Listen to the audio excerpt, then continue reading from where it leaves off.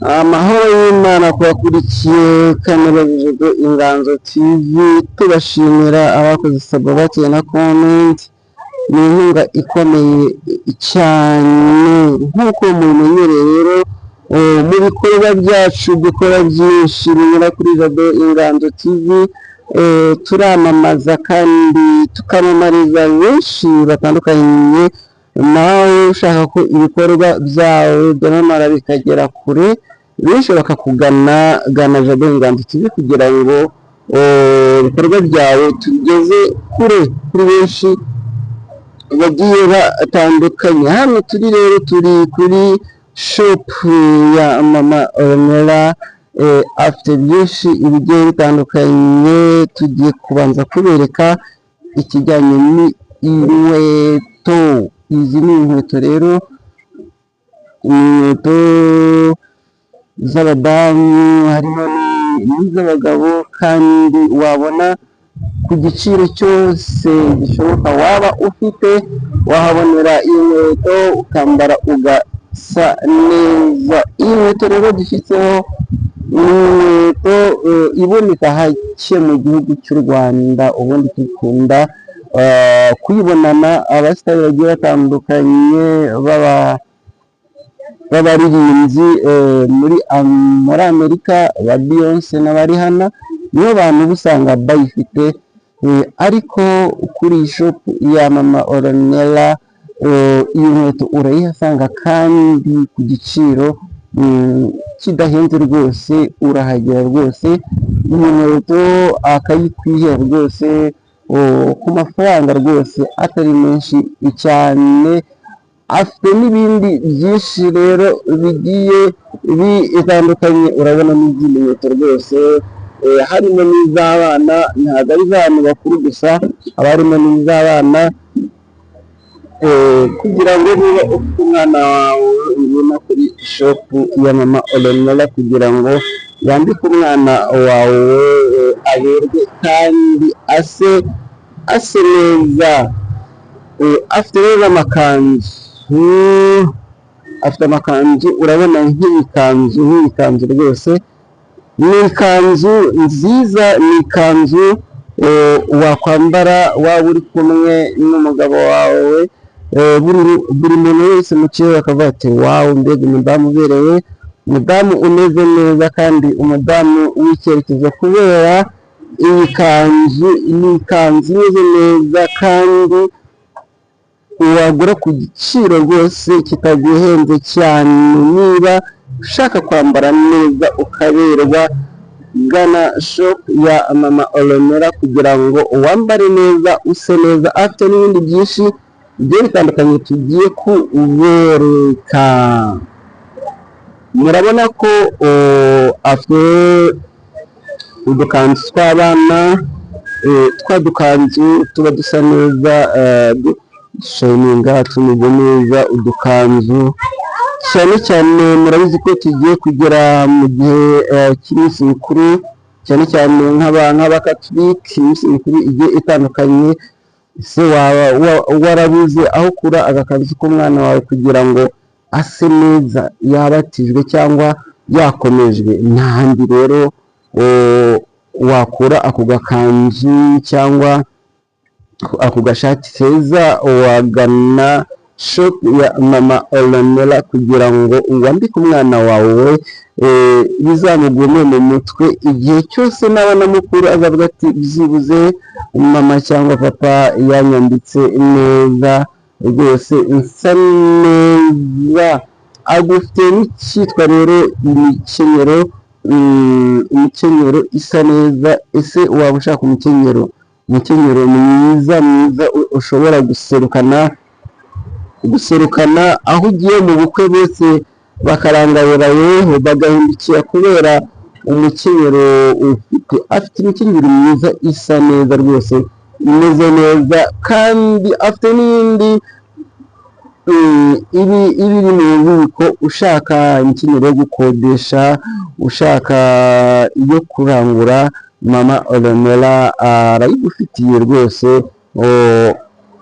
wamugana kugira ngo akayikwereka ukarangura cyangwa ugakodesha kugira ngo wambike abantu bawe base neza, cyangwa ugurire umudamu wawe ase neza kugira ngo muzajye mugendana abantu bavuga ati cyokoza ruriya rugo harimo ifaranga.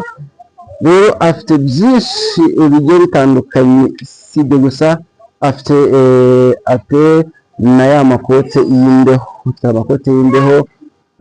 Iri ni rya kote wambara nubwo haba hari imbeho y'igikatu, ariko iyo uryambaye wumva ubushyuhe bumeze neza, kandi ntushobora kugira imbeho wambaye iri kote. Rero nta handi warisanga, ni kwa Mama Ornella shop. Mama Ornella rwose agufitiye byinshi bigiye bitandukanye. Kambereka rero mugende mwirebera, ibindi tuvugane mu kanya gatoya.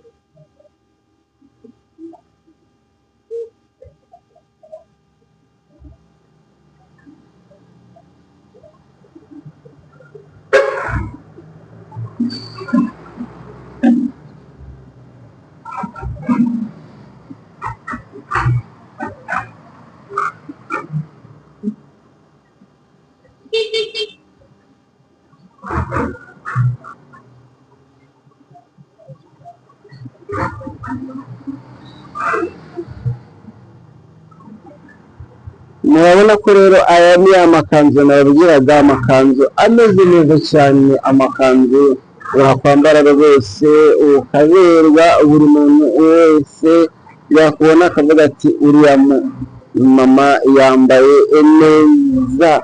Gana shop ya Mama Ornella kugira ngo wambare use neza, nta gahenda pe, nta gahenda, ahubwo arahendahenda. Sinzi impamvu cyatuma wambara nabi, kandi kwa shop Mama Ornella bagufitiye byinshi bigiye bitandukanye kandi bimeze neza. Si imyenda gusa, agufitiye n'amashakoshi, amashakoshi meza cyane.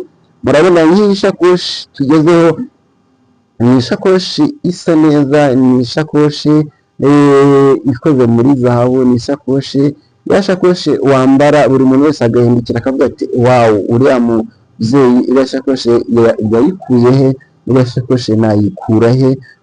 Ukagenda ubyibaza cyane, ukibaza ahantu wakura iyi shakoshi. Nta handi rwose wivunika, wijya kure, wijya mu bitekerezo byinshi. Gana shop ya Mama Ornella kugira ngo ubone ishakoshi nziza cyane ijyanye